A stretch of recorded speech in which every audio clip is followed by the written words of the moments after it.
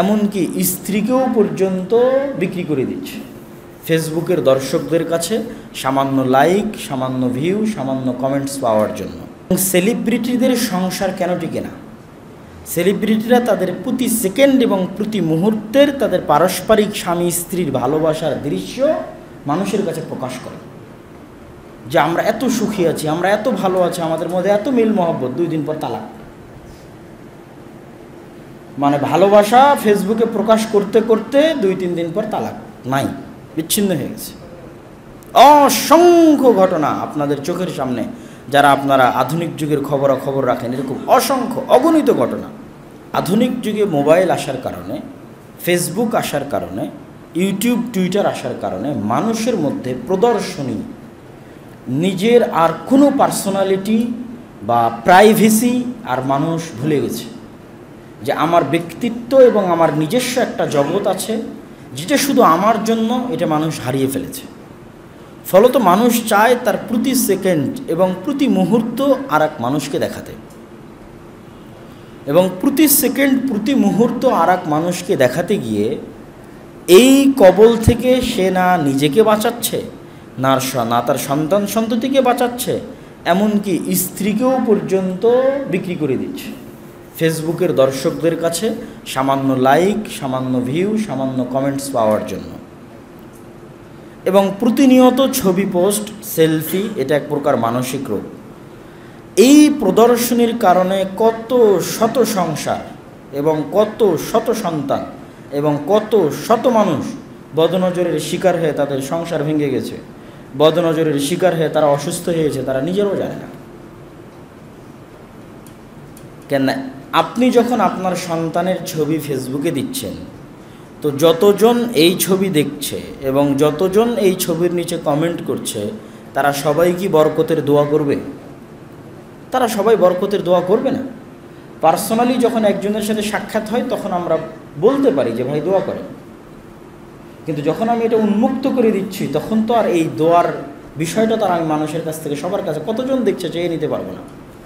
আর ছোট বাচ্চার অন্তর দুর্বল হয়, ফলত বদনজর দ্রুত তার উপর প্রভাব বিস্তার করে। তো যখন আপনি এটা ফেসবুকে পোস্ট দিচ্ছেন এবং সবাই তার নিচে কমেন্ট করতেছে যে অনেক কিউট, কিউটের ডিব্বা, অনেক সুন্দর, তা এর সাথে যখন সবাই তো এর সাথে মাশাআল্লাহ বা বারাকাল্লাহ বলবে না, যারা কমেন্ট করছে না, যারা দেখছে, তারাও তো বলবে না। পাশাপাশি কারো কারো অন্তরে হিংসাও তো হতে পারে। কতজনের আল্লাহ সুবহানাহু ওয়া তাআলা সন্তান দেয়নি, কতজনের হয়তো সন্তান দিয়েছে, তাদের সন্তান এত সুন্দর নয়, কতজনের সন্তান দিয়েছে, তাদের সন্তান হয়তো এত সুস্থ নয়। তো কারো অন্তরে যে হিংসা হবে না, এটা তো নয়। আপনার নেয়ামত এবং আপনার ভালো কিছু দেখে তার অন্তরে যে হিংসা হবে না, এটা নয়। হিংসা যদি না হয়, ভালো মানুষও যদি হয়, তবুও যে আপনার সন্তানের জন্য দোয়া করবে, এটাও তো নয়।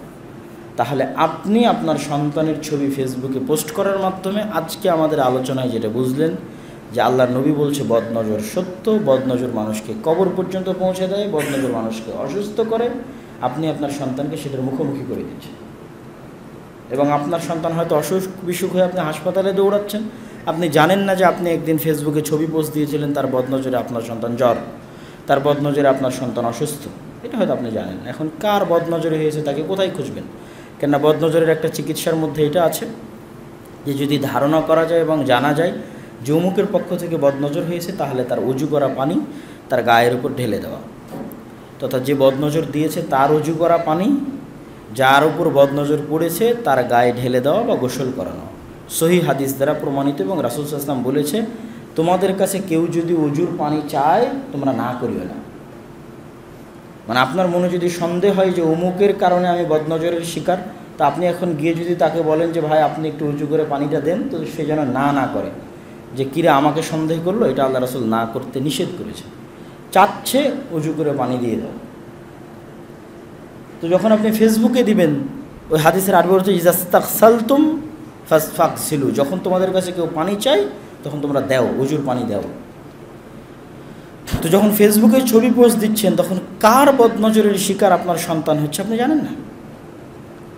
এবং সেলিব্রিটিদের সংসার কেন টিকে না? সেলিব্রিটিরা তাদের প্রতি সেকেন্ড এবং প্রতি মুহূর্তের তাদের পারস্পরিক স্বামী স্ত্রীর ভালোবাসার দৃশ্য মানুষের কাছে প্রকাশ করে যে আমরা এত সুখী আছি, আমরা এত ভালো আছি, আমাদের মধ্যে এত মিল মহব্বত, 2 দিন পর তালাক। মানে ভালোবাসা ফেসবুকে প্রকাশ করতে করতে 2-3 দিন পর তালাক, নাই, বিচ্ছিন্ন হয়ে গেছে। অসংখ্য ঘটনা আপনাদের চোখের সামনে, যারা আপনারা আধুনিক যুগের খবরাখবর রাখেন, এরকম অসংখ্য অগণিত ঘটনা।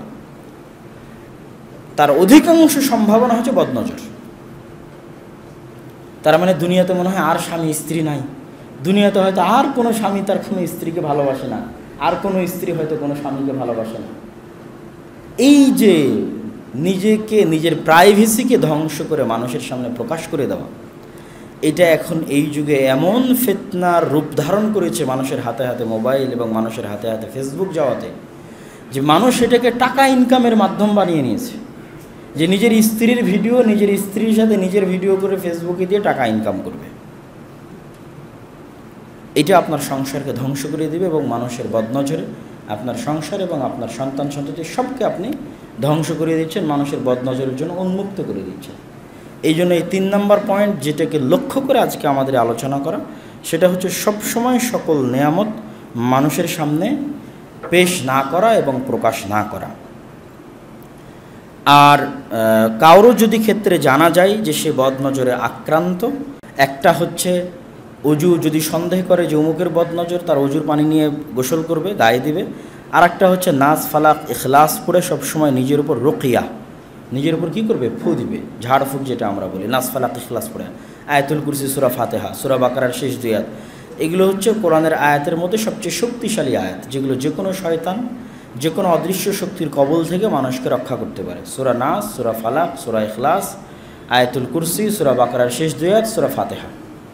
আর আরেকটা কি, ছোট বাচ্চাকে, আপনার নিজের কোলের বাচ্চাকে যখন আপনি বাসায় যাচ্ছেন, আজকে জুমার সালাত শেষ করে বাসায় যাবেন, আপনার বাচ্চা দৌড়ে আসবে, বা অনেক দিন পর হয়তো দেখা হলো, 2 দিন পর দেখা হলো, বাজার থেকে ফিরে গেলেন, সারাদিন অফিস ডিউটি শেষ করে ফিরে গেলেন, বাচ্চা দৌড়ে কোলে আসলো। তখন এই যে আমরা বিভিন্ন আদরের বাক্য বলি, ওরে আমার সোনারে, ওরে আমার ময়নারে, ওরে আমার ধনরে, এগুলো বলেন, সমস্যা নাই, কিন্তু তার সাথে অবশ্যই অভ্যাসে পরিণত করবেন যে বুকে জড়িয়ে নেওয়া মাত্রই, প্রথম সাক্ষাৎ হওয়া মাত্রই, যেটা আল্লাহর নবী হাসান হুসাইনের জন্য পড়তেন এবং যেটা আল্লাহর নবী বললেন যে ইব্রাহিম, ইসমাইল, ইসহাক তাদের সন্তানদের জন্য পড়তেন, আউযু বিকালিমাতিল্লাহি তাম্মাহ মিন কুল্লি শাইতানিন ওয়া হাম্মাহ ওয়া মিন কুল্লি আইনিন লাম্মা। এই দোয়াটা মুখস্থ করে নেবেন এবং সব সময় নিজের সন্তান সন্ততির জন্য পড়তে থাকবেন। অসংখ্য অসুখ বিসুখ, অসংখ্য রোগ বালাই থেকে আপনি এবং আপনার পরিবার এবং আপনার সন্ততি মুক্তি পাবে। যেটা হয়তো আপনি মনে করছেন অসুস্থ, কিন্তু বিভিন্ন কারণেই মানুষ অসুস্থ হতে পারে, অন্তরের খারাপ প্রভাবের কারণেও মানুষ অসুস্থ হয়ে যেতে পারে। আল্লাহ সুবহানাহু ওয়া তাআলা আমাদের সকলকে মানুষের বদনজর থেকে, জিন শয়তানের আসর এবং প্রভাব থেকে, তাদের বদনজর থেকে আমাদেরকে এবং আমাদের সন্তান সন্ততি এবং আমাদের পরিবার পরিজনকে হেফাজত করুক, আল্লাহুম্মা আমিন।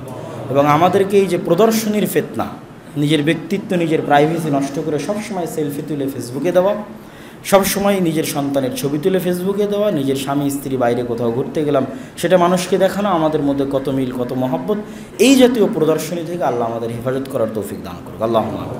এবং আমাদের পরিবারগুলোকে হেফাজত করুক, আমাদের সন্তান সন্ততিকে হেফাজত করুক, আল্লাহুম্মা আমিন। সম্মানিত উপস্থিতি, আমরা আমাদের বক্তব্যের শেষের দিকে চলে এসেছি। আজকের এই বক্তব্যের এই অংশে পবিত্র কোরআন শিক্ষার গুরুত্ব ও তাৎপর্য। আর দাওয়া ইলাল্লাহর পক্ষ থেকে আমরা সারা দেশে যে দাওয়াতি সফর দিচ্ছি, এই দাওয়াতি সফরের মূল লক্ষ্য উদ্দেশ্য হচ্ছে মসজিদ ভিত্তিক মক্তব। বাংলাদেশে যেহেতু সরকারিভাবে কোরআন শিক্ষার ব্যবস্থা নেই স্কুল কলেজে, সেই জায়গায় মসজিদেও যদি কোরআন শিক্ষার ব্যবস্থা না থাকে, তাহলে একটা সময় আমরা কোরআনবিহীন প্রজন্ম পাবো, যেখানে হাজার হাজার ছেলে মেয়ে থাকবে যারা কোরআন জানে না, সূরা ফাতিহা জানে না, পড়া জানে না, কোরআন শিখেনি, যেটা আমাদের জন্য আল্লাহর পক্ষ থেকে ভয়ঙ্কর আযাব, ভয়ঙ্কর গজব এবং ভয়ঙ্কর শাস্তির কারণ এবং মাধ্যম হতে পারে। কেননা আল্লাহ সুবহানাহু ওয়া তাআলার সবচেয়ে বড় নেয়ামত উম্মতে মুসলিমার উপর, উম্মতে মুহাম্মাদির উপর কোরআন, যা আল্লাহ অতীতের কোনো উম্মতকে, কোনো কওমকে, কোনো জাতিকে দেয়নি। এবং এই কোরআনের বরকতি উম্মতে মুহাম্মাদি অতীতের উম্মতের চেয়ে শ্রেষ্ঠ। নূহ আলাইহিস সালামের কওমের লোক 1000 বছর ইবাদত করে জানে কীভাবে, উম্মতে মুহাম্মাদির 50-60 বছরের ইবাদত তার চেয়ে বেশি নেকি হবে কোরআনের বরকতে।